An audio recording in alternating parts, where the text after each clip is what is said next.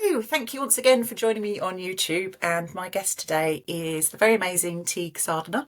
So I'm going to ask Teig to tell you a little bit about himself. Hi guys, my name is Teig Sadhana. I'm a 29-year-old Aussie English actor living in New York City. I've been making verticals since I graduated from drama school in, I guess, June 2024 was when I started, and I've never looked back since. So you say Aussie English. Can you Mhm. expand on where you grew up and where you're from? Yeah, crazy story. I come from a big gay family. I've got four mothers and several dads and dad figures around the place. Basically, my initial two mothers were living in London and had three boys in Islington. And then at a certain point decided it might be best for them to uproot everyone and to move to Australia, where my biological mother is a citizen. She was born in Sydney, in the northern beaches of Sydney. Um, and so we did that when I was a child. We moved across, and I think just before I started primary school, we flew back and sold the house. And I distinctly remember that experience of going back and kind of knowing everything but not knowing anything, and meeting my dad for the first time that I remember as like a little boy. And him, I remember him teaching me to wink without moving my jaw, which I mean, I think what I remember most about that moment was the linoleum of the kitchen. It's one of those sensory memories. But yes, so then we settled in Australia, and once we sort of established that life was going to work out there, we sold the house, and I started school. And my older brothers had already sort of ingratiated themselves into school as well. And so I grew up in a small town in Australia. It's kind of like the Washington, D.C. of Australia. It's the Democratic capital. It's called Canberra. It's literally the meeting point between Sydney and Melbourne. In the early colonial days, the people developing cities in Australia couldn't decide or were arguing about where the capital should be, whether it should be Melbourne or Sydney. And so they just picked a spot on the map and built Canberra. And it really does feel like that. It's a really beautiful, sleepy, democratic capital city. Um, my thoughts of it when I try to explain what Canberra is to people, I always think of like hot chocolate on the side of under fives football. It's like parents standing around on like a dewy football field drinking hot chocolate from the canteen made by some 16-year-old with a weekend job, you know. It's very family oriented. A lot of people work for the government because that's where a lot of the government jobs are, and that's kind of again the purpose of the city. So I think people there are quite calm, reserved, certainly well educated, and there's a lot of emphasis on community, which I think is pretty essential to a good place to raise children. So I really understand now why my parents did make the move. I remember as a kid, I was quite resentful of it because you had London on one hand, which is, I guess, in a lot of ways, the capital of the Western Hemisphere. And then you have sleepy Canberra and Australia so far from everything in the middle of the ocean, on the other hand. And so I remember as a kid feeling like we were missing out a lot. And then a lot of like one of my mothers, my biological mother, she was a puppeteer for 10 years in England as well. So a lot of her friends back in England were still making movies and make Star Wars and films of that ilk now that sort of practical effects has come back around. So there's a lot of I remember as a kid looking at all of that as well and feeling sort of distant from that, which I think probably led to some of the drive that I have to make my own way. I wasn't brought up, obviously, immersed, sorry, in those communities, so I had to sort of develop my own way to get there. And little did I know that created a whole career for itself for me. But yes, I had a really, really lovely childhood. It was a bit idyllic. The weather was always good. I mean, it's Australia. Weather was always good, camping trips, lots of nature. We would go back to the UK semi-regularly. I remember going back for weddings and things like that. So we sort of stayed connected to the community over there, which was really important both for myself and my parents, who obviously had uprooted themselves to go to Australia. Um, and yeah, and by the time I finished school, I was about ready to leave Australia. You hit the ceiling pretty quickly in Oz, especially in acting. Um, and so I finished school at 18. I was working in a cinema, which was great, and then saved some money and moved back to the UK. And I was there for a little while, and then the next several years were me sort of flip-flopping between the UK and Australia. Not quite sure how to settle, not quite sure what to do. I did some university in Australia. I, again, just bounced around for a while, keeping my head above water.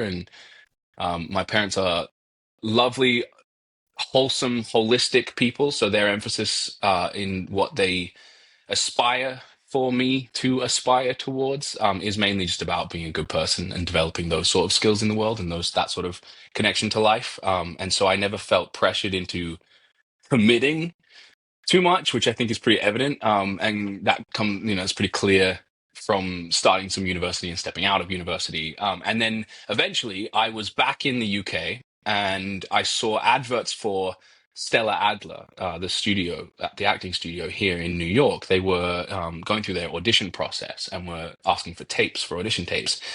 So without really thinking, I went to a friend of the family's studio, which was on a primary school campus. And I locked myself away in their little computer studio and filmed an audition for the school and sent it off and never really thought about it. Yeah. My father's side of the family all live in Portugal. So me and an ex-girlfriend were making my way to Portugal to stay. And along the way, stopped in Barcelona and several places through France and Italy. And in Barcelona, I got a call back. And that was the point at which it became a bit real, of sort of a fork in the road.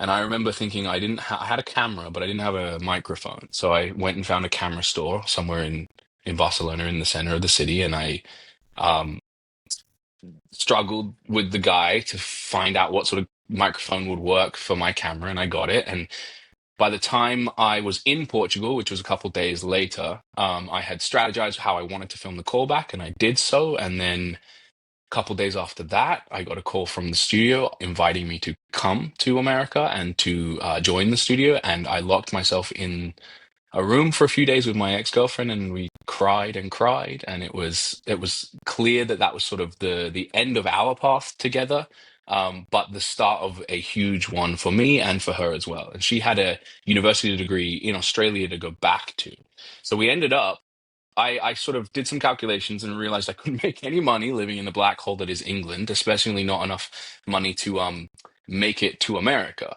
So I moved to Australia, where the way of life is a little easier and cheaper. And I worked in Melbourne in cafes for a couple of years, and I deferred my time at Stella Adler, and I saved as much money as I could, and I had as much fun as I could. And then I eventually packed my things and made my way to America. And then I was here for 2018, 2019.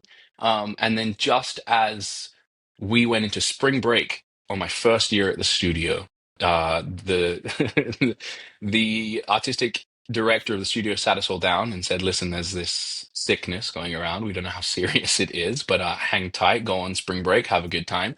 That was Thursday, the week before spring break. By Wednesday the following week, half of my year group had left the country and borders were shutting down everywhere. And initially I thought I'd stay in New York and sort of ride it out with the people, with the real New Yorkers. But then the Australian government, which is where obviously my immediate family are, the Australian government started declaring that they were going to close the borders to the country, and you wouldn't be allowed back in, even if you were a citizen, without going through an incredible process of quarantine and things like that. So I pulled trigger at that point, and packed a lot of my stuff here. It was this apartment as well, actually, and flew back to Australia. And I got back 2 weeks before they implemented mandatory hotel quarantine. So I was fortunate enough I could quarantine in a room in my house, which was still pretty rough, but better than being in a hotel for sure. Made worse by the fact my parents had just got a puppy, so I was there sort of on one side of the door watching my little brother play with this beautiful little 8-week old puppy. But that was incentive to get through, and so I finished my first year of school in quarantine in Australia at like 4 in the morning, which was insane. I remember being up, like classes would start at sort of 8 p.m. and finish at 9 a.m. That was the timeline that us Aussies were on. And I remember at like 7 in the morning with a cup of coffee, I have this really strong memory of trying to do improv classes and the teacher being like, "Come on, man, feel your feet with your feet, bro." And I just couldn't figure out what the point was anymore. But in lots of ways, in retrospect, it was great for me and it was great for my craft and my acting because I couldn't escape it. I was locked in a room with the technique, with these classes all night. I was not allowed to rest. I had to sort of download the information as much as possible, as fast as possible. And just didn't have the reprieve of leaving the building and going home and all of that. So it honestly, I think it did wonders for me in terms of really landing the information in me. And then after that, I didn't want to come back to New York immediately and continue my classes with a mask on. I thought that was kind of antithetical to learning the craft, and so I deferred again and was very, very lucky that they held my place in the studio and held the scholarship that I had won there in my first year, for me, so that then I could financially manage coming back later.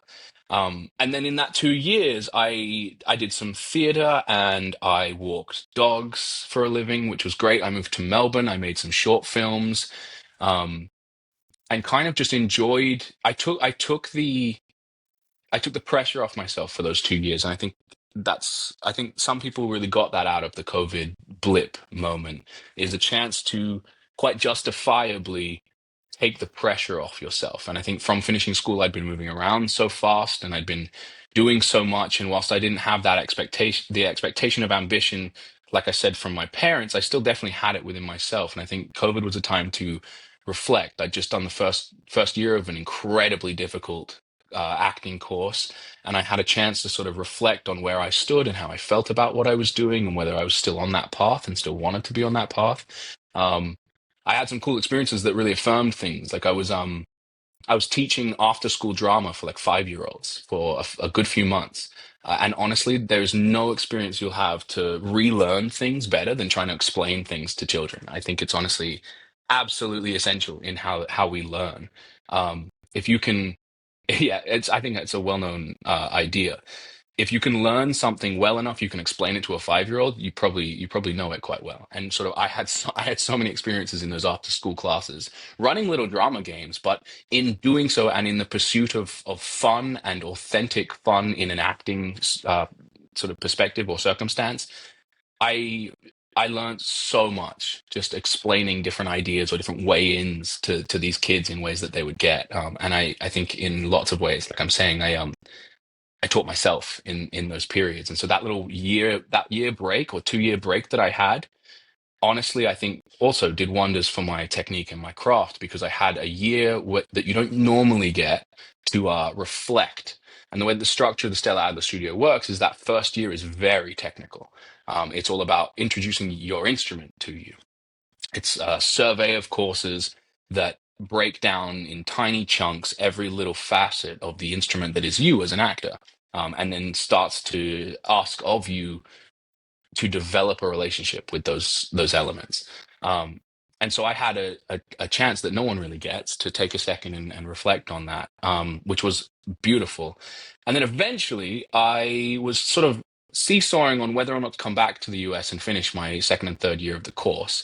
And I got on a phone call with my housemate, my old housemate from then, and who's still my housemate. And I spoke to him. His name's Bennett. He's a very, very, very dear friend of mine, and absolute trusted confidant. And he was speaking to me about the guy that was living in my room at that moment. And he said, Tig, he's leaving in a few months, right at the point at which you would need to be back to start school again. Do you want to come back? And that for me, where I was at with my work, where I was at with sort of my day job, like walking dogs, where I was at with just my general sort of contentment, that was the sort of message I needed, from the universe, from God, or whomever you want to ascribe it to, from Bennett even. That was the message I needed, that maybe this door's not closed on me yet, and I should figure out whether or not it's possible to go back. And so I started putting the pieces together and came back in 2022, I guess. And came back. I went from deep winter in Australia, which does happen, trust me, especially on the southern coast in Melbourne. I went from deep winter into the middle of summer in New York, and I remember arriving here, and this was just post COVID, so everything was still a little bit sort of shell shocked from that period of time. Um, and within a few weeks, was back in the full swing of school. And the second year at Stella Adler is, how do I put this?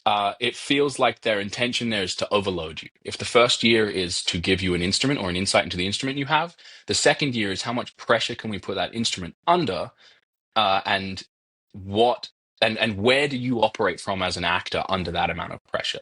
I think the idea being, and certainly the truth that I found, is a lot of people in these courses and a lot of people in the world in general have built structures through which they behave. That a lot of their instincts or where they operate from is something that's been constructed externally as a way to survive the world, rather than something that's sort of innate to a circumstance.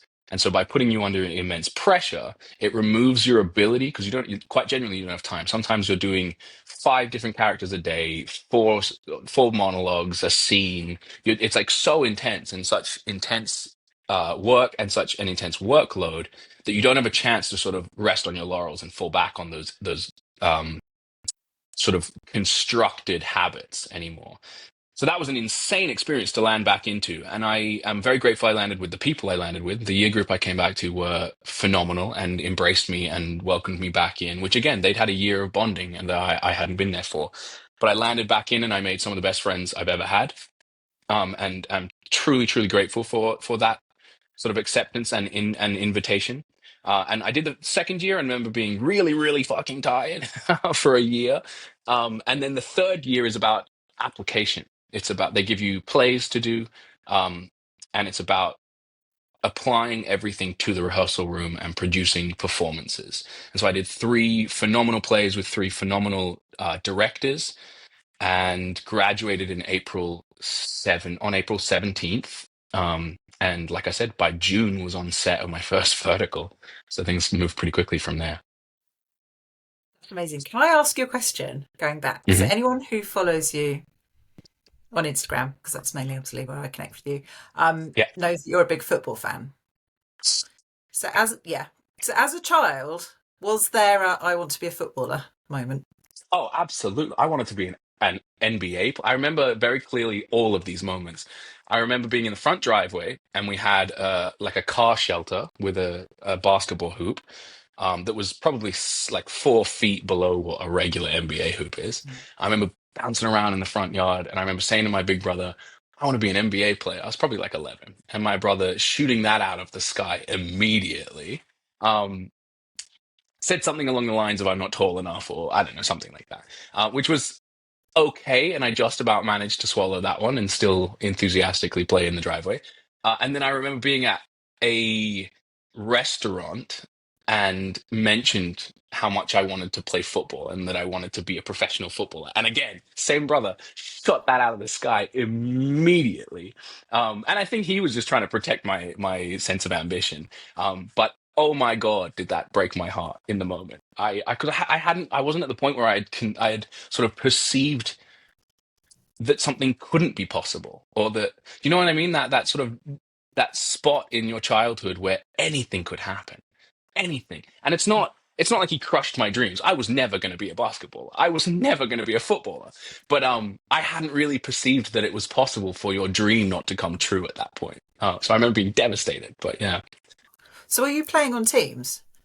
Yeah, yeah. Playing All around. so I remember playing. I played like young under fives football when I was a kid, and then took a hiatus for a number of years. And then the 2006 World Cup in Germany happened, and I was like 12, 11 or 12, and it completely blew my mind. I'm also Australian, English, Portuguese, and all three teams in that competition were unbelievably good, and I had superstars, and it was really cool. And I was in Australia at this point, and I remember getting up at like 4 in the morning every game to watch, whoever was playing, Mm. Angola versus Portugal, or Portugal versus Iran.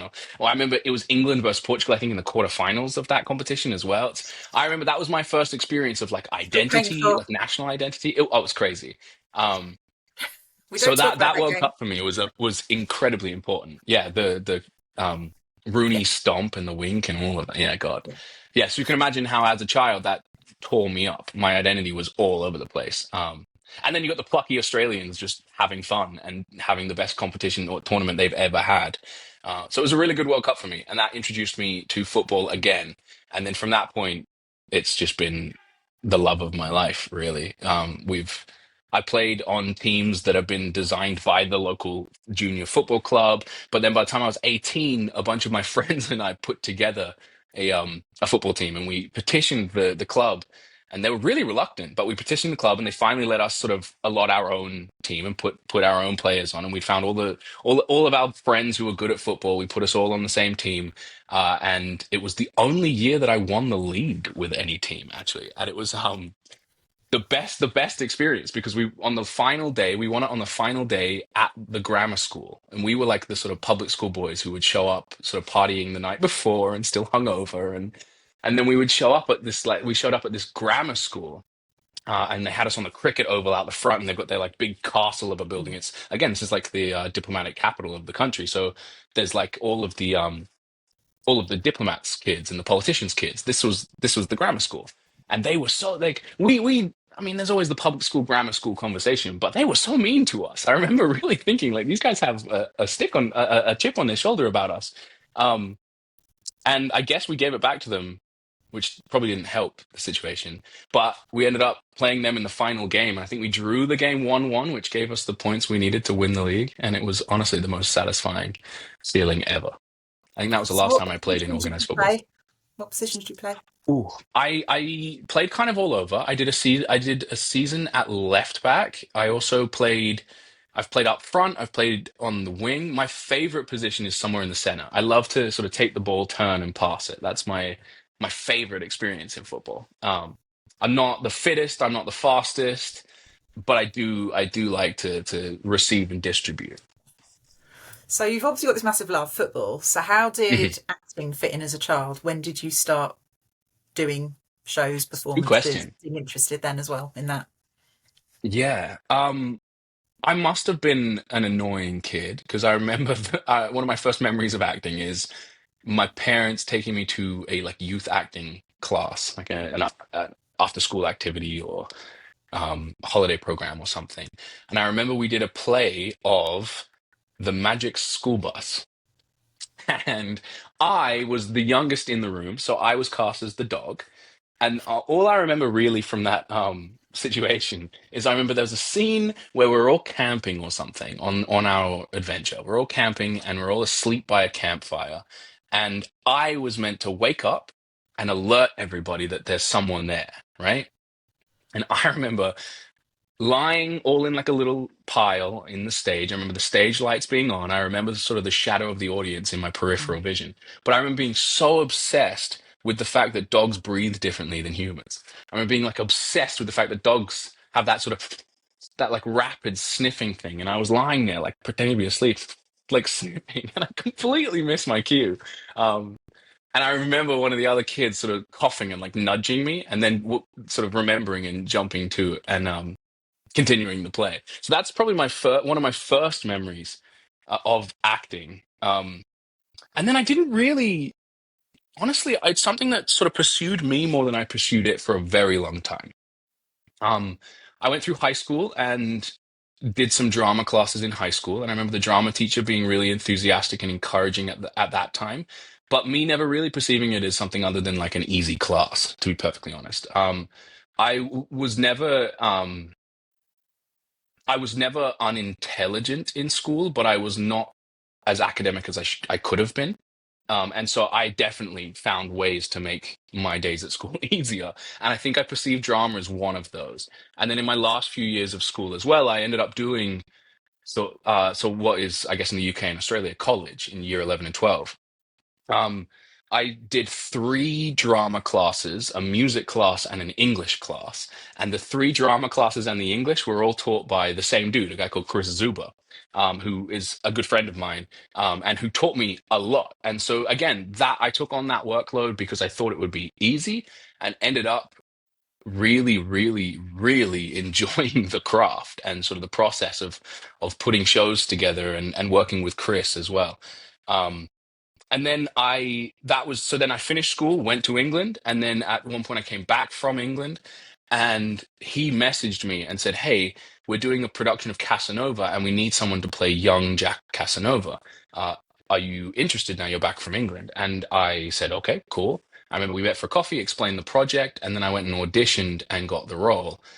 And then again, from then there was someone in that audience that was putting on a fringe show in Perth, so they invited me to become part of the creative development for that. And you see what I mean? So then from there, it's kind of it snowballed and it kept sort of following me and following me and following me to the point at which I had to make a major decision, which was that decision I mentioned before, auditioning for Stella Adler. That was the first time I made like an active decision to pursue it in my own right. Until then, it had kind of been screaming at me from over there. And obviously, I'm very glad that I have. And I'm very glad that I've done that way around. I think one thing that a lot of people struggle with in the industry as actors and creatives in general, I suppose, but you see it especially represented with actors, is there's a lot of desperation, I think. I think people have a disingenuous relationship with why they're acting sometimes. And I found that, as with all of life, and maybe this comes from my parents, I think a holistic approach to oneself often produces the best opportunities in your life. And I think what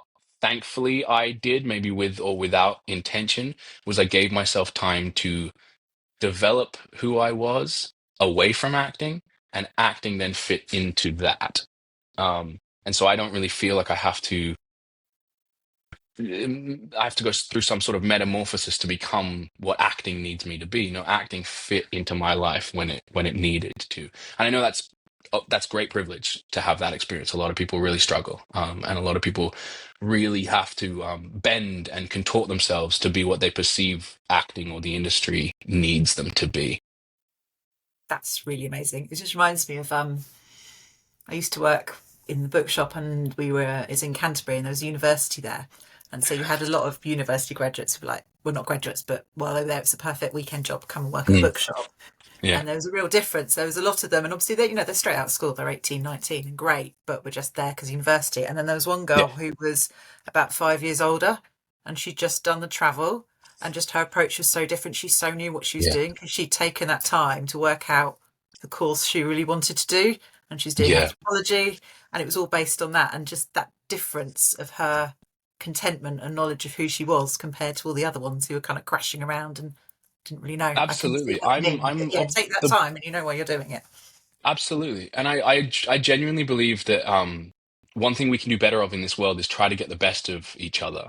And when you give people time that to assess who they are and where they land in this social structure of the world, I think you then edge towards getting the best out of someone. I think there's a lot of social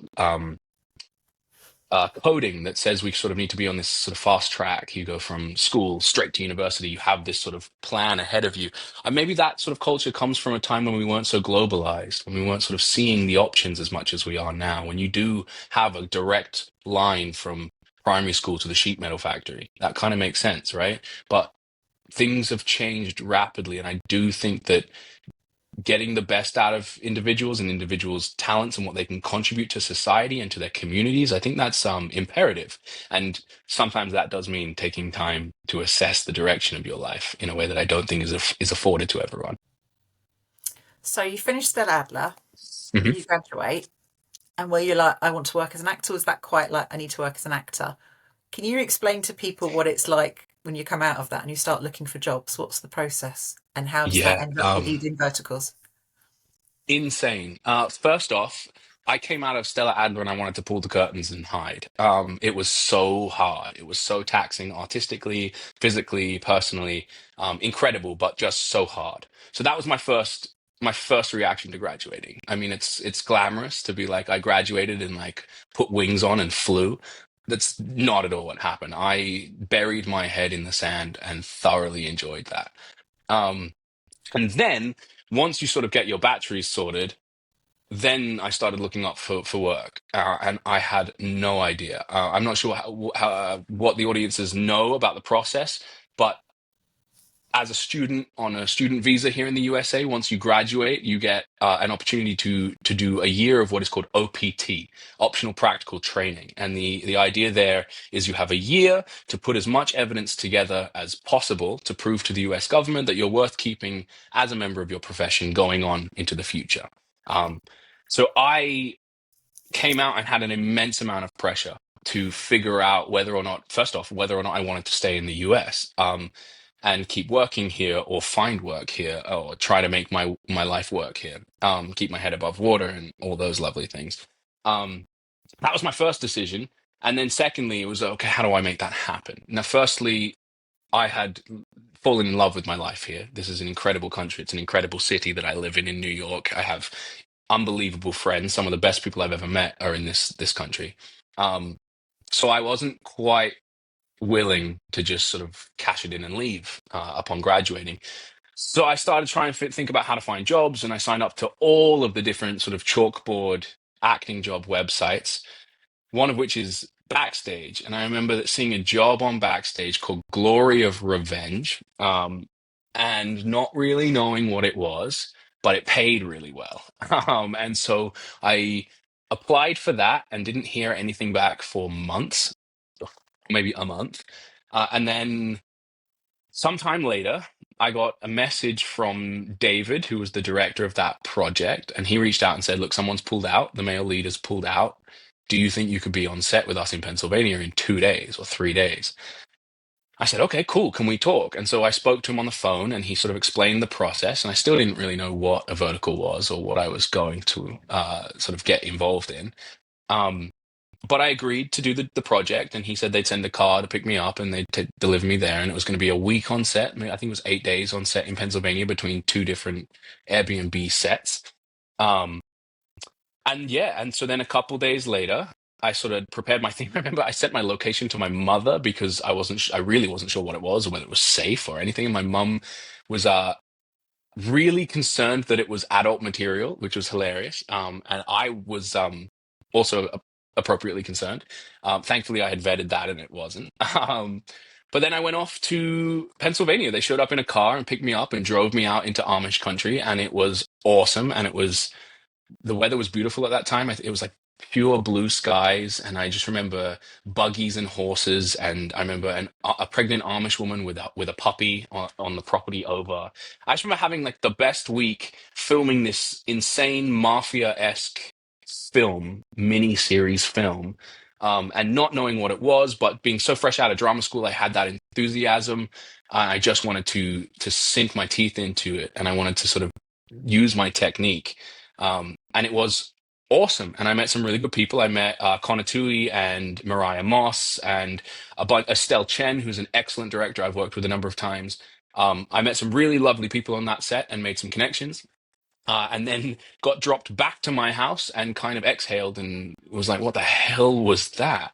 Um, and I'm still waiting for that one to release. I think they've just optioned it. I think they're going to release it at some point in the next sort of 6 months, hopefully, because I actually think that one will be quite good. I think it was a very good introduction to verticals for me. It's the sort of vertical that I think works best as well. It's not reliant on banquet hall confrontations. It's reliant more on family drama and dynamic and the dynamics between characters. It has all of your intense tropes. I think my character, he gets tied to a chair and beaten and shot in the leg, and like there's so much drama in that one, of course, as is fitting to the medium. But it was like a gritty mafia style approach, which I think now is quite popular. At the time, was only starting to raise its head. So that was my experience coming into it. And then a few months later, I was teaming up work with a company I work a lot with, Journey Entertainment, and their excellent casting director, Tim Huang. Um, I was teaming up work with him and ended up on sets within 2 months of starting in Verticals. I ended up on the next three projects, which were After Awakening, Hurt Me, Love Me, and Come Back for You. And I shot them all in like a quick flurry of a few months. So I have to ask, okay, so when you're at Stella Adler, do they cover film and TV particularly, or is it more, is that It's a great covered? question. It's a great And question. then I presume there is no mention of the word vertical while you're at Stella Adler. No, there is no word vertical in the Yeah. vocabulary of Stella Adler. Um, maybe yet, maybe there will be. Hey, maybe we'll Mhm. pioneer that direction, Yeah. bringing technique into the vertical world. Yeah. They do. So basically, Stella Adler was sort of the heiress to use a vertical term, the heiress. She was the heiress to sort of Yiddish theater culture on the East Coast, and that specific pocket of theater culture was incredibly influential in developing what theater and later on film culture would come to be in the US. Um, People like Harold Clurman, for instance, were sort of descendants of that tradition. incredible playwrights that maybe people who aren't familiar with sort of the nitty gritty of theatre itself wouldn't know. But he's one of those names that if you are in the space, you really do know. He's one of those sort of pioneering figures in the way that he wrote narratives, the way that he wrote characters. So she comes from that sort of lineage, this like very important, almost sort of regal approach to making theatre. She developed a theatre school here in New York. It's also in the West Coast, but she lived primarily in New York, so sort of founded it in New York and very rarely spent time in on the West Coast. Um, she developed this program to teach technique. If people don't know, she was the only technique teacher or acting teacher from the US to ever study with Stanislavski. So it's sort of immense realism. A different approach to acting than, say, the vaudeville approach that had been the last 300 years. So she went and studied with Stanislavski, came back to the US and founded this school in New York, which was obviously, because of the technology at that time, very theater based. And she later on had a sort of fluctuating career in film and television as well, but sort of was mainly the queen of theater. Then, towards the end of her life, one of her proteges, if you will, was a man called Ron Burrus. And he was a younger man who was a very, very adept in the technique that we know as Stella Adler technique, and a brilliant actor. And he realized the need to translate that into film language for the next generation of actors. So then he sort of adapted the technique and adapted the course to bring a technical side that also works for screen. And so you'd have these classes that were sort of specialized for screen study, and you'd have predominantly the courses based around theater study. And then since then, it's a matter of keeping that fresh and making sure that that works sort of as the years go on with each new generation. Unfortunately, Ron Burrus passed away, but his legacy at the school is still there, and the way that they teach technique at Stella Adler is very much his style now. And rightfully so because it's brilliant. Um, they do have classes with film professionals. So, for instance, I had one of my teachers was a casting director called Todd Thaler, who he cast the film La Haine, which was a brilliant film. And him and his brother are really good casting directors. They worked as a team for a long time. But he, for instance, would get us to bring in monologues from films, from television, from whatever we wanted to do, and he'd put us on screen, film us with a TV for the rest of the class, and we'd sort of break down in great detail the performance and how it worked on screen, how it didn't work on screen. We also had a teacher called Melissa Maxwell who taught us a lot about the audition process and how to put a tape together, and then what works on tape and what doesn't work on tape through that process. So the foundation of the philosophy, the foundation of the teaching itself is definitely theater based. And I think from my sort of philosophical background, necessarily so. I think some of the best acting requires an understanding of what theater acting requires. I think there's something very special to be said about commanding energy like that. You step onto a stage with like you've done these seminars recently, right? So like you understand that feeling of stepping in front of people and realizing, oh God, I have this thick thing called the room that I have to deal with. And I think theater teaches you that in a way that just studying film in isolation may never ever get you close to. Then obviously you have to translate it. So you can't take if you're sort of acting to a room of 400 people, you can't translate that directly into a $50,000 camera because they're going to see you look for the back row and it's going to look too big. It's going to look silly in your living room scene or whatever. So then it's a process of translating it, which I think the school does pretty well to give you classes that sort of teach you how to pair back to that place. Can I be devil's advocate here and go, then are you Go on. too good for verticals because you've got No. all this training? So I think this would be the argument, wouldn't it, about the initial view of the vertical industry of, right, okay, you've got all this amazing training, theatre, and then obviously what people would write verticals off as if they're these cheesy little soap operas. Mm. Mm. Like, how on earth do you bridge that gap? Now, I mean, you know my opinion, and I think there's a lot more to them than that. But Yeah, yeah, was yeah. there ever a moment of, what am I doing here? This is not what. No, and honestly, I used the training to do what I could. I remember very clearly um on Glory of Revenge on that set. I remember waking up one morning, my call time was like 11 or something or 12, and I got up that morning and I had my little breakfast and I sat in the grass on one of these properties.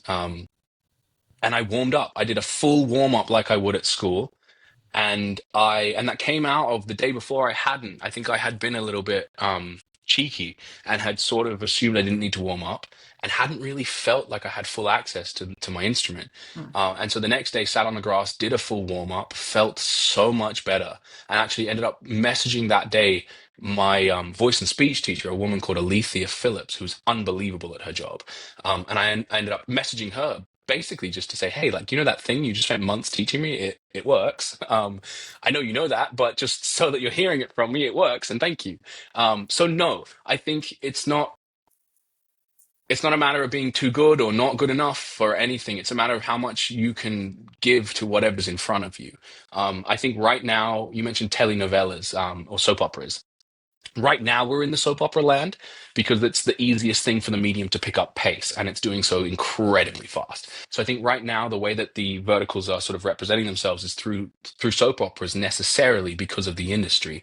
And I think down the line, the narrative style will have to refine. I just think it will. I think if I was sitting here perceiving myself because of any sort of training, any which ways, perceiving myself above this, I would be shooting myself absolutely in the foot, because this has provided me a way of life. It's provided me friends and a community. It's also provided me so many lessons and so many opportunities to get better at my acting as well. And again, I think to re-engineer the question, it's only as good as what I bring to it, right? Like I can raise the level to where my bar is. And that's kind of the intention that I've always sort of approached it with. And as far as I can tell, everyone that I work with as well. And there's some people in the space who are, like, again, highly trained actors who um, hold degrees or have studied at institutions that are well known of, that are also working in verticals and operating from the same place of let's raise the bar instead of sort of perceive ourselves above it. So, what would you say? Because you've done stage work and vertical work. So, just like actually, what are the similarities and what are the differences? Similarities first. Just to make it not so deep. I think everyone tries to like complicate it so much. Um, you're just dealing with the circumstance in front of you. The craft is the same. It's like the difference between driving a car, like driving a sedan and a hatchback. There is differences, especially when you're trying to back into the little reverse park, but for the most part, it's still driving. Um, I think that's kind of the safest way I've found to look at it. It's it's different for sure. So, like I said before, acting on stage requires a certain amount of size because you have to negotiate the room. You have to, like, you really do have to figure out how to deal with energy in a different way. And of course, you're telling a story chronologically on stage, for the most part, unless the play deviates from that. Whereas in verticals, you're cutting it up. You're often filming, the last scene on the first day before you've met anyone, and that's meant to be the romantic turnaround of the whole thing. You know what I mean? So it's kind of all jumbled up in a way, which needs something different of you. Technically, you have to sort of keep an idea of what you're trying to do with the role. You have to keep it in a different spot, part of your head. I guess as an actor on stage, you can sort of walk to the destination. It's right there in front of you. You know you've got four scenes and a confrontation with your mother-in-law, and then you'll get there. Um, with verticals, the confrontation with the mother-in-law is shot on day 5. There's the kiss on day 1. It's all over the place. So you have to have a pretty clear idea of what that sort of clothesline of the performance is, and then from there, again, get that out of your way and just play what's in front of you. Just be as honest as you can in the circumstances of the story. Um, I find, again, it's a matter of being in service to the story rather than sort of being so hyper fixated on your performance. That's a saving grace, honestly, for any young actors out there looking for an easy way to sort of get better fast. Be less concerned with yourself, be more concerned with the story. The story is what people are there for. In Adler, you would talk about it in the form of the writer, like what is the writer trying to do? What's the writer's intention? But again, you can also just look at it as what are we all collected here on set to do? We're trying to tell a story. And so that helps a lot in a way that, again, on stage, the story will tell itself over the course of 2 hours. In a vertical, you have to kind of have an idea of the story as its like little fragmented pieces in order to then figure out how best to serve the story. The style of the acting itself is different as well. I think in the West in general, I think the technique requires a lot of burying. In the West, we're very active internally and subdued, if you will, externally. And so much of dramatic tension and so much of sort of the craft is about how to show the right shades of that internal activity whilst remaining socially appropriate in that external sub subduedness. And so you see, obviously, like there's the great playwrights like Chekhov who have built careers, build writing stories about people dealing with exactly that. Now in Verticals, there's no Chekhov in Vertical yet. Although I'm sure Eric will come around the corner and be that guy at some point. Um, but he doesn't exist yet in the vertical land. So everyone is so on the surface. Everything is so obtuse and everything is right there in front of you. And that's the format, that's the style. It's also, like I said, it's the telenovela soap opera style. So it kind of comes with the territory.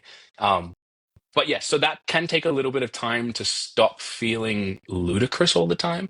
To stop feeling like you're just insane, like you're an insane person with no ability to hold back their inner feelings. But when you lean in, and again, in context to the rest of the stylization of this medium, it works. So again, to return back to my initial point, to keep it simple, play what's in front of you as honestly as possible. So I have to ask, your verticals, you've obviously been in quite a few. Hmm. You tend to play the hero or the hero-ish. We won't quite Hmm. cover Hurt Me, Love Me. Um, Yeah. Yeah. Good point. yeah. Yeah. Let's not go there. Yeah. And you've come up against a lot of villains. So I want to ask you, character-wise, what's the worst one? Who's put you through the worst Cool. stuff? I mean, you could list a whole load just from After Awakening siblings, Just but from that was literally what I was yeah. thinking. But the actual one, Oh the one who boy. you're like, wow, that character is I maybe the I worst. will always have a soft spot for Zane's character in After Awakening. I think that bottle smash was a very bonding moment. Of course, nominated bottle smash was very nice moment for the two of us as actors. I think we didn't know each other before that piece either, that project. And so getting to a point where you trust someone to smash, even if it's sugar glass, it's still like a whole process. Getting to the point where you feel safe and comfortable to allow someone to smash a bottle on your head is a whole thing. And we got there really fast because he's such a genuine and lovely guy. And I think that also brought a level of sort of severity and intensity to the character that it really needed. I could trust and let him just be insane. So that character I have a really big soft spot for. I think that Brad Hamler's character in that project, Mr. Astor, I think, Blake. is yeah, Blake. Yeah. He's genuinely just frightening. Like quite genuinely a frightening character. And I remember him in that big trench coat, and thinking he looks like the sort of guy that will kill you on an Edwardian street at 4 in the morning on your way home from the pub. You know, he's the sort of guy that buries you beneath the cobblestones and they find you when they're making a McDonald's 200 years later. That was very helpful. So I want to ask about what are some of the favourite scenes then that you filmed in verticals, like the ones you really enjoy doing? Okay, favorite scenes. Weirdly enough, I had a great time filming the scene in After Awakening. The scene where Elliot gets yanked out of bed and is taken straight to like a banquet of some sort, and everyone's arguing, and there's the guy in the floral jacket, and I think I get beat up. I'm in like a blue button up. I really enjoyed the process of filming that, so I really liked that scene. I'm not quite sure why, but for me, that was a good day on set, or a couple days on set. I really liked that. Um, Also, fun fact, that shooting location was right around the corner from where Stella Adler is, so it all felt like sort of a return for me, which was nice. Um, what other scenes? The tennis match in Come Back For You was hilarious. I really liked that. That was lots of fun. I think there were lots of scenes in Boss Donor that I loved putting together. The scene in the restaurant where the mother comes in and confronts me, that was a scene that I really enjoyed as well. It felt, I think the process of getting that on camera felt very television-y. I don't know how else to put that. It just felt like we had all locked. It was one of the last days on set. We had all locked into the style. We'd all locked into what we were trying to do and how we got those shots. And so I remember that, for instance, I remember on that day speaking a lot more to the cinematographers about what they were planning to do and things like that. And so, like, for me, I quite like that experience. I don't like to just sort of have the camera pointed at me, say my lines like a robot and leave. I like to see what's going on. I like to sort of play with everything, much to people's annoyance, I guess. Um, because again, sometimes they do want you to just be the actor and leave us alone. But I like to know what's going on. And so I've got memories from shooting that I just loved. And I love the way that that scene works on camera as well. You sort of see the moodiness and you see like the sweetness of his attempt, all the candles lit and the nice roses and all of that. And he's sitting in this like little innocent table by the window and this downlight, and he's like, there she is, and he stands up and it's his mother. So I really like that scene as well. Okay, I have to ask you about costumes. Yeah, You've yeah, been put in a few. yeah. In particular, there's a quite a loud suit in Code of the Heiress. That's quite checked. The plaid one, yeah, yeah, Yeah, yeah, that's yeah, quite something. yeah. And then also I have to ask about oh God, is it Ruthless Billionaire Husband? You're quite bejeweled in a suit. Yeah, yeah. I laughed at myself in that suit a lot. Um, It's bedazzled is the word. Yeah. Um no, it that suit was I'm not quite sure what their thought was there. We had lots of conversations on set about that suit and they stuck firm. And so we made it work. Um Because you have quite a range in that one, because you've got that, and then you also have, you're basically in a jumper and trainers at some point. yeah. So it felt like that's possibly one of the widest character range of items of clothing. Do you Also a have funny choice as a lawyer, a successful lawyer as he says himself, yeah, to wear a bedazzled suit to his wedding. but yeah, it's good. Do you Yeah. have like favourite costume or a look that you've had in all your verticals? I do really, I think I said this in our interview with Talia. I do really like the pinstripe suit from Boss Donor. I Yeah. really liked that a lot. It was just comfortable, I think. And it was one of those suits that I think Mm. um, just impressed me, the way it sat on me, the way I felt wearing it. Okay, so we need to talk about the real reason why we're here. Um, so as you know, there's been some awards. Um, Yeah. can you maybe talk about the award you've just won? Yeah. Well, first off, What thank you, award have everyone. you just won? It is an incredible honor to be this year's Rising Star winner. Thank you so much to everyone who voted. Thank you so much to everyone who participated in these awards in general. This is a massive landmark in this industry, this space that we're developing. Having an award ceremony like this that gained this much attention all over the world is huge. So honestly, thank you for that. It's the amount of work that you've put in. It's so impressive. It's so impressive, and we're all incredibly grateful for what you're doing with these awards and with this space and with the influence that you've developed. A lot of us wouldn't be in the position that we're in without you. So thank you, honestly, Jen. Um, and also thank you to all of the fans, the people who are invested in this space and in us as artists and in the projects that we're producing. Thank you so much for having that vested interest. I'm hoping that as we keep moving, we can keep developing this community because I love it and you love it and we as a community love each other and it's really good. And I wake up each day feeling connected to something special. So I'm really excited about the future and what's moving forward and to be the rising star this year feels quite appropriate in that feeling that I'm having because this is a space that's really rising and developing and has so much promise and I cannot wait to be a part of that in the coming future. So again, thank you, thank you, thank you, thank you, thank you, everybody. Because the thing I find really fascinating about it is that you see sort of voting patterns. So obviously, I thought, if I could get 5,000 votes, that would be good. We got Yeah, 16,000 votes in the end, insane. Yeah. and we found it's really interesting because I can kind of look at where the votes come from. So, I mean, it makes sense that you get votes from America. It makes sense you get votes from the UK. It makes sense, Hmm. obviously, Australia. You're Hmm. very big in India and Pakistan. Yeah, I'll There's a take lot it. of you there. You're big in Russia, Belarus, Ukraine, Kazakhstan. I mean, you've got a Hey, big outpost of fans in Kazakhstan and also Albania. We know why Albania. thank you, Angel. Love you, Yeah. Angel. So is that is that quite odd? Because I think I sent you some of the messages, but I had people saying you reminded them of Bollywood stars. They kind of felt that also they could see the similarity between some of the tropes in verticals, and I think particularly one of the people was talking to me about the fact that obviously your hair's made to blow, but they were like, that's really Bollywood coded, and you kind of reminded me Yeah, of yeah, that. yeah, yeah. Is that kind of odd, but almost you're fitting into these like different ways of telling stories around the world? I Would you think ever well, thought that actually people would see a link between your work and Bollywood?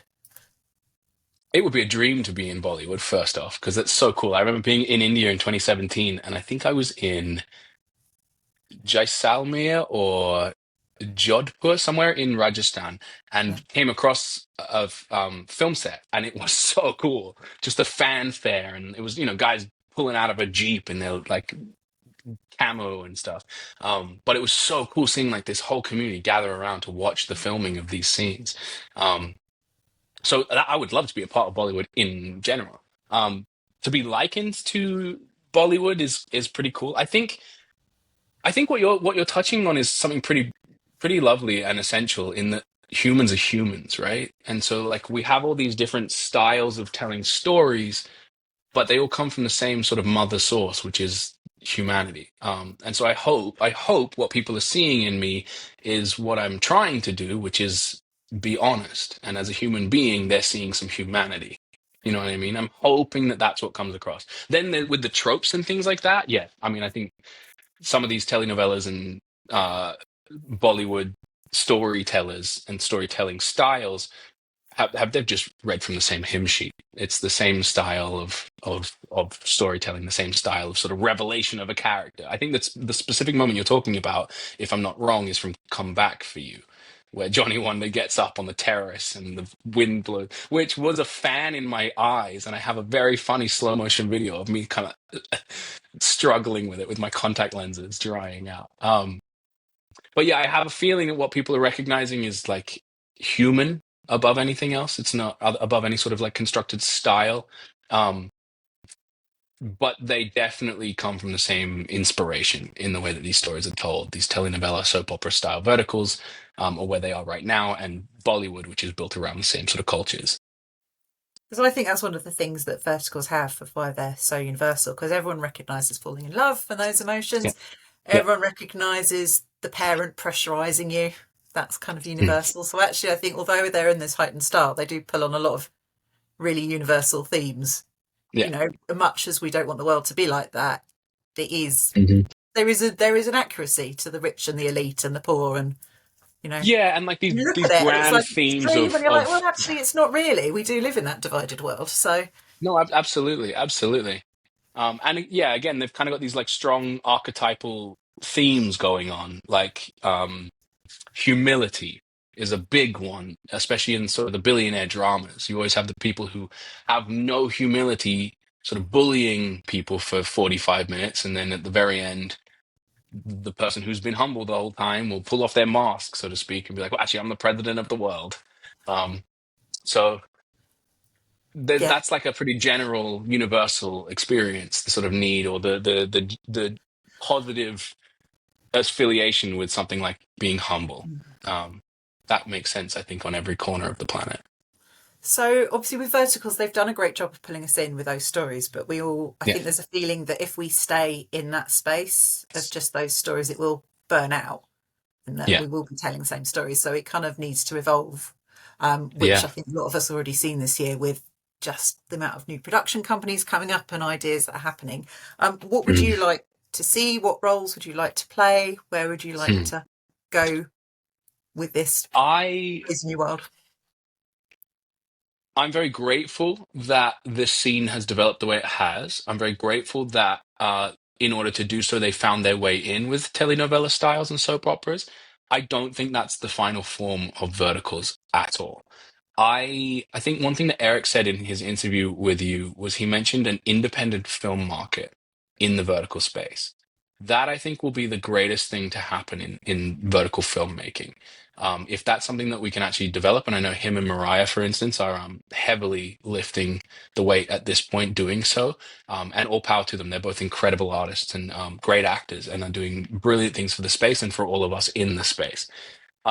I believe right now distribution is so heavily defined by the platforms, which makes sense because that's who's putting it out there to the world and who's sort of, I guess, taking the risk when it comes to production right now. I think as we develop the vertical culture more and more here in the West and in the US specifically, where first off, the film and television culture is incredibly sophisticated in the US, something that I think is overlooked by a lot of people, um, is just how sophisticated the sort of taste palette of US specifically, but US, UK, English speaking media um, recipients, the viewing audience of visual mediums here have a very sophisticated palette when it comes to this medium, specifically film and television. So I think what will happen and what sort of necessarily will have to happen is a meeting point somewhere closer towards that palette. Again, makes a lot of sense, and I'm very grateful that telenovelas were the way in because they run really well on Reels and TikTok, and they grab your attention really fast. I don't think it's necessary to stay there for much longer than the market requires. There'll always be space for telenovela style verticals, but I do believe that it's necessary to start developing an independent film market, as Eric put it. This, I think, will just expand the sort of horizons and capabilities of the medium. It's still a camera. It's still film-based narrative. You're just turning it on its side. And I think what's in its because it's still somewhat in its infancy. I've seen a reluctance at times um, to develop frames with the same artistic approach as you would a horizontal film. That is waning. The last few cinematographers I've worked with, for instance, like Sam Clegg here in New York, put a lot of effort into making sure that there is still an artful approach to designing a frame. I think as that happens, the way things look will refine and get better and better and better. And then the narrative side of things will also change as well, because again, that heightened, sophisticated palette for how stories are told, how character development works, and things like that will enforce that change, especially if the market wants to stay strong and as financially lucrative as it is right now. At a certain point, probably sooner rather than later, the audience will require something of a little more substance. And I think we're ready. I truthfully, with the different crews that I've been working with the different actors in the space and directors that I've been working with and creative teams behind all of us working their guts out to make these projects. Um, I think we're ready to level up. I think a lot of us in the space already are independent filmmakers in our own right and have often made, a lot of us have made work that has been sort of seen in different award ceremonies. Oh, the post. Yeah, I think all of that, all we've got a really good core basis of great creatives who are sort of experienced and know what they're doing in this space. And it's just now a matter of sort of getting, I guess, maybe a way in is to get the platforms to trust us. So they might greenlight projects that we put in front of them that we're developing for ourselves, or to sort of, like Eric is leaning with Mariah, to sort of do our own thing independently and option it our own way in. But I know for sure that this space does not end with telenovelas. That is the way in. It is not the final capstone on vertical filmmaking. I truly believe that the next few years will be instrumental in sort of heightening the level of the art form, legitimizing the level of the art form, and producing some cool stuff. I think again, like I'm here in the US and there's a culture of movie making. It's not that hard to get a crew together with a good script and film something that is really cool, really interested, has a bit of depth to it, narratively follows the structure that's understood more and doesn't rely on as dramatic cliffhangers. We can still obviously fit the medium because I think that's what's respectful and what I think will work best in the medium, knowing what we're making. But I do think there's a lot of room to grow and a lot of scope to develop how we approach this medium. So, you filmed in New York and you Mhm. filmed in LA. There's also vertical scenes around the world. So, obviously, active scene in Turkey now, Australia, where you're from. Mhm. There's a Mhm. really good vertical scene, some brilliant stuff being made there. Cool. And the UK, as we know, has been a little slow, but it's getting there now. And there's a lot more productions happening in the UK. There's also quite a pattern at the moment of there's quite a lot of people going to China and filming there. Mm. Do you envisage yourself doing that? Is that something you'd like to do in the future? Yeah, absolutely. I had a woman message me yesterday, day before, about an opportunity in China. Um, like I said, I came out of drama school and had to survive the US. That was my sort of main drive. So I've not really been able to consider work outside of the US while I'm on this process of working here and establishing myself as a US based actor post graduation. Um, Once all of that is sorted out and I have sort of the freedom of movement back, and I'm not in the middle of a visa process, um, I would absolutely love, I would love, love, love, love, love, particularly to work in the UK. It would mean a lot to me to be part of projects over there. It's also nice to, it'd be nice to work somewhere where I am also a full citizen and have all of those rights and things like that. I just feel like that's something that's definitely on the horizon and is coming my direction at some point. Like I said, I'm not necessarily someone that's going to force any hand in any direction, but I'm sort of developing the foresight to let it come to me. Australia for sure. I don't think I'm Aussie enough for the sort of like the online like joke of what Australian identity is kind of being sold as right now, which is a whole nother conversation as to what true authentic Australian identity is and what is just sort of popular on television internationally, which I think goes back to a whole political conversation about how one deals with being a post-colonial country, and whether or not one wants to deal with one, or whether one absconds from the conversation by selling out culture as a joke or sort of something to be laughed at or giggled at rather than taken seriously. But that's again that we could do a whole podcast on that itself. Um, but the UK for sure, I'd love to get over there. China, it seems amazing. My friend Connor has worked there several times in the last few months and says it is incredible. He's having a great time, and the creatives he's meeting are amazing. Turkey as well sounds like a dream. Honestly, I know Mariah went there and filmed one of the Friends one, the Best Friends Forever, I think it Yeah. is, or something like that. And Just a rare she, I remember. situationship thing. It's fine. We'll put it Yeah, in the yeah, summary. right, yeah, yeah. Yeah. Insert title here. Mm. And she had a great time. She said the professionalism of the cruise was incredible and they were so well taken care of. And also Turkey is a beautiful place to be. She was in Constantinople in Istanbul. So I mean that's one of the capitals of the world in terms of human culture. It's something so beautiful to be close to. So I would love those experiences. Any opportunity I ever get to expand my horizons, to learn more, to see more, to meet more people, to spread more light, to be present in people's lives and in the world, I will take them with two hands as soon as I can. Okay, you've asked so many questions. Thank you so much. But we had to You're so do this welcome. because you are Yeah, Vertical Drama Love Fan Awards 2024 Rising Star. But I thank need you. to finish on something quite important, Go on. which you have hinted at with your t-shirt you're wearing. Anyone who follows you on Instagram knows that there are certain things which show up, which are Yep. never misses a game. Yep. Never miss again. So what football team do you support? I am a diehard, every breath I take until the minute I'm buried or burned Liverpool Football Club fan. Right. So can we explain to people, because if people know accents, they'll know there's not a trace of Scouse, No, I'm not Scouse at all. Liverpool No, accent. never been to Liverpool either. Okay, you are. So could you briefly explain? I mean, I'm a Liverpool fan, if people don't know. So to me, Hmm. obviously, why wouldn't you be a Liverpool fan? Could you Yeah. briefly explain how that happened, given that you grew up in Australia? Oh, And God came then down and talk he put about his why thumb it's on quite my. important being a Liverpool fan this year. Yeah, yeah. No, when I was a kid, I think my brother had a Michael Owen jersey. I think that was one of the first moments I remember seeing Liverpool anything. Um, I don't even know if he knew what it was. Again, like because we're originally from Islington, and where we grew up was like my house, which I was actually born at home in the house, was an old sewer's cottage in North London in Islington. It's splat bang between where the Emirates is now and where the old Highbury used to be. And my parents talk about they used to know the Arsenal scored when they were playing at Highbury before the television showed because the house would shake. Um, but somehow that missed me. One of my mothers is a Tottenham supporter, so thankfully that missed me. Um, and my cousins are all Arsenal supporters.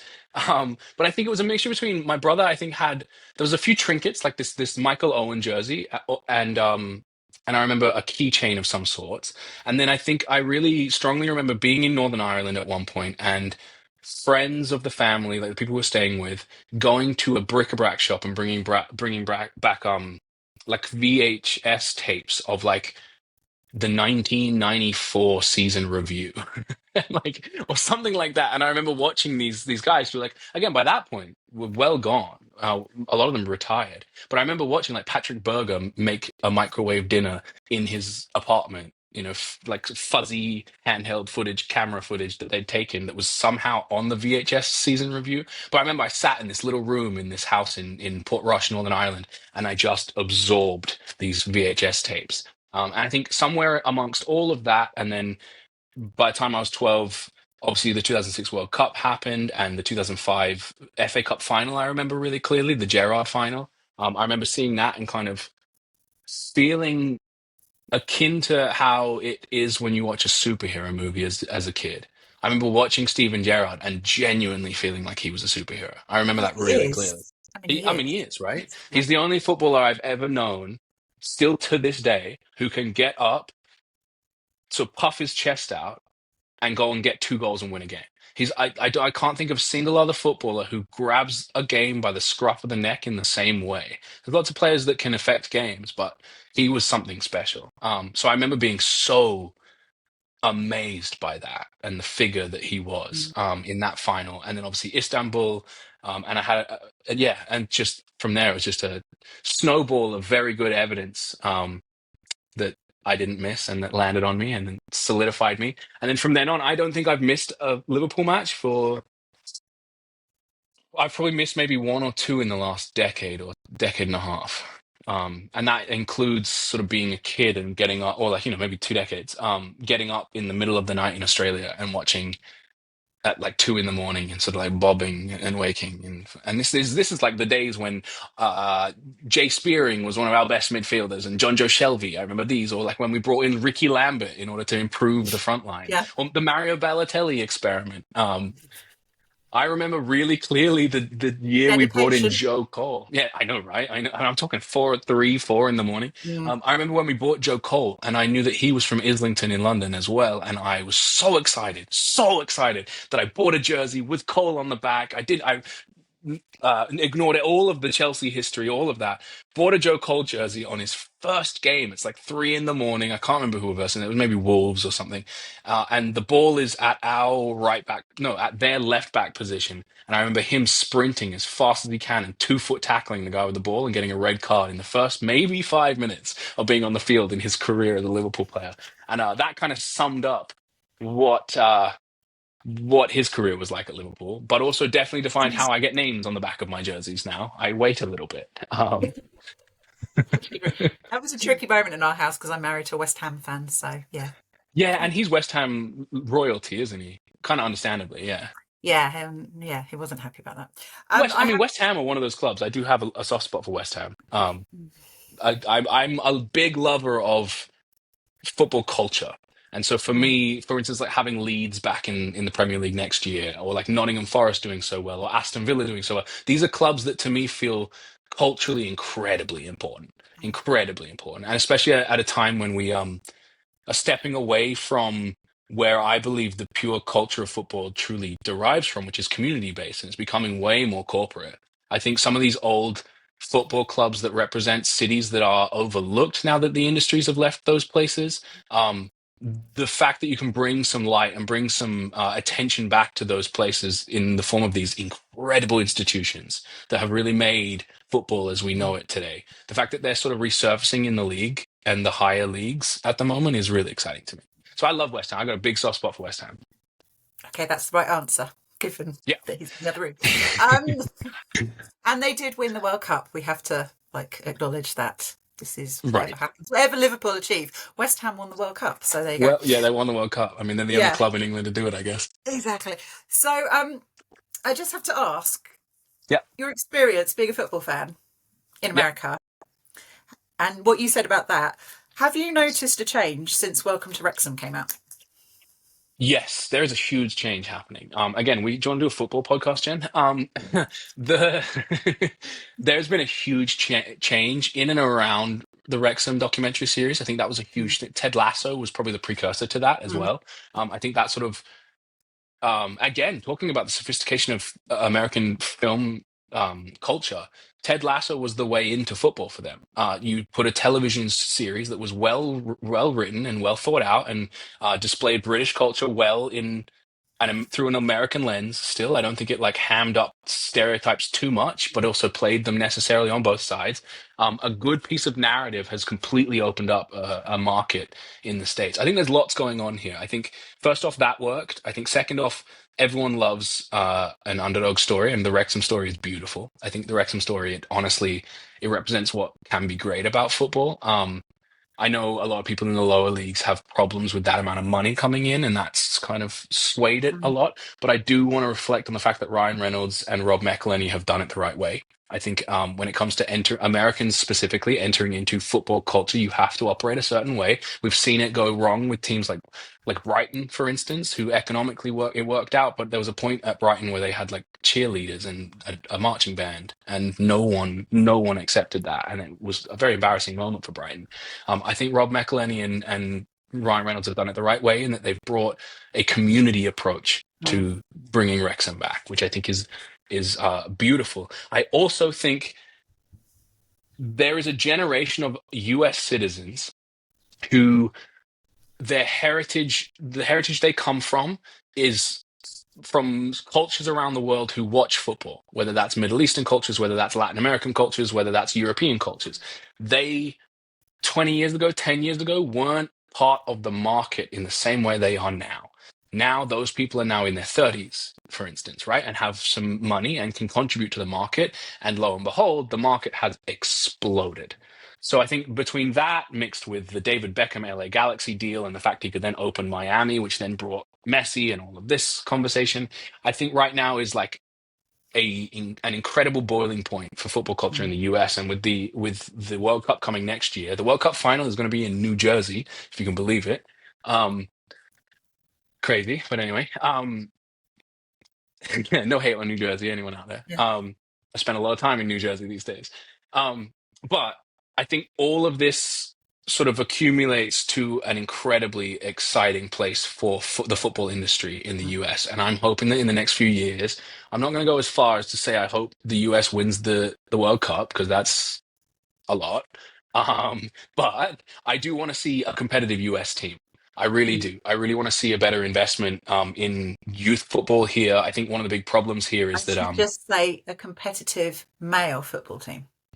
I agree. I was getting around to that point because I Good. think one of the Sorry, things that I had to say that as a woman. no, I think it's absolutely essential to make that point, Jem, because I think again the women's US team is such a good example of what is possible in the sport, that I think isn't the risk isn't taken elsewhere in the same way. Well, it wasn't certainly until they went on this run of what, 4 World Cups out of 5 or something, right? And it's clear to me. I remember being probably like 7 and reading a 442 magazine and seeing like the 3 women Lioness captains, the sort of captaincy team of the Lionesses, probably what, 2007 or something, right? I remember all of them. This article was about the fact that like John Terry was on 300,000 K a week or something, and Tevez was on 500 grand a week or something like that. And these women were all like, they all had second jobs. One of them was a dental assistant, another one was doing this or that. You know what I mean? And the article was about how does that sort of work.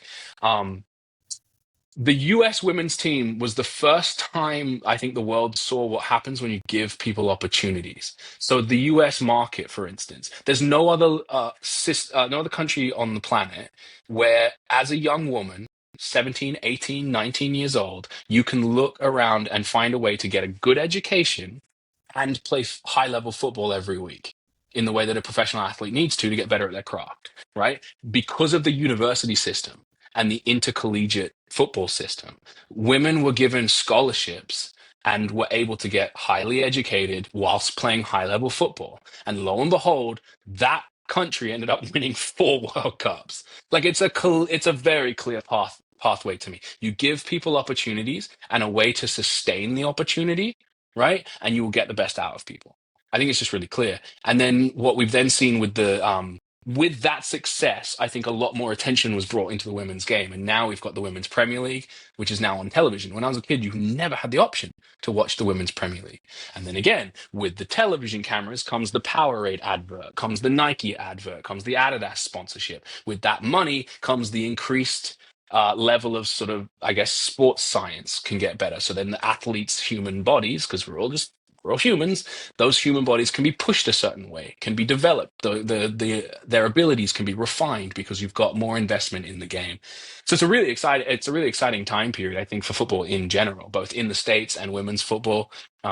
But to your point about successful US women's team, absolutely. And I think, again, there's such a good point that people don't often make about the investment. Make an investment in people and you'll get the best out of them. And again, I think you can see similar examples of this sort of effect across industries, across genders, and different sort of divides. You look at the impact that Sadio Mane and Mo Salah have had on Merseyside in terms of anti-Islamic crime rates. There's a huge study that came out, I think, of University of Liverpool, I think, that came out that studied anti-Islamic crime rates prior to these two men signing, and then them a few years in, and the sheer drop-off was insane. Because again, representation matters. It's incredibly hard to look down on someone's religious perspective or someone's God if every time he scores and makes you scream with joy, he gets down and thanks that God. It's very hard to ignorantly abuse someone or assault someone about their perspective if your exposure to it is like that, you know. So I think representation matters, and I think that's something that's beautiful, and we should honestly see a lot more of it in verticals, and I think it will heighten the scope of verticals, the market of verticals. I think the more people that feel represented on screen in verticals, the more they will engage. I think the more engagement we have, the better feedback we have, and again, it feeds into creating a huge market that not only is developing but also is self-fulfilling. So I asked for the question about Wrexham because I want to just come back because Yeah. I've taken the time. Yeah. So Liverpool might have won something this week. Mhm. We won the And Premier so League. I Jen. shared something on my story that it was really interesting because I had an American message me and she was like, "Oh, I've just watched Welcome to Wrexham. I get Mhm. now what football does for this sort of town." And I think that's Yeah. also one of the things that I always supported Liverpool because they were such an underdog city and they've taken, Mhm. as a Yeah. city, an absolute beating from the UK Yeah. hierarchy. And obviously that's Yeah. always been the thing that they've had, the football. So yes, Liverpool have won something this week. You've also won something this week. What's more exciting? Liverpool. I'm sorry to You everyone, have to but give one back. Do you give back the Premier League or the Rising Star Trophy? no, the Rising. I'm sorry, everyone. I I know, love you it's all, and fine. I love the fans, but you have to understand that this is a religious issue we're talking about. And my God, which is the liver bird, it does take precedence in my life. No, I am honestly so grateful for both. The fact they both happened in such close connection to one another is a dream. I'm a little bit in La La Land, honestly, at the moment. It honestly hasn't sunk in either of these things fully. I think I think the Premier League, once the trophy is lifted, once that's all had, and the parade is had, I think that will sink in. I think over the next few weeks after this award ceremony, I think once I can start telling people and talk to my parents more openly about everything, I think then it will start to sink in. Um, I don't want to compare, but the Premier League is incredibly important to I me, thought Jen. I'd I've ask, been but no, I waiting knew that would be the my whole answer. And life. that's the true football fan answer, so that's fine. That does come Good. first. I'm glad I passed. Yeah. Okay. Yeah, just thank you so much for your time. No, thank you. You're a pleasure, Jen. Thank you so much. I really appreciate it.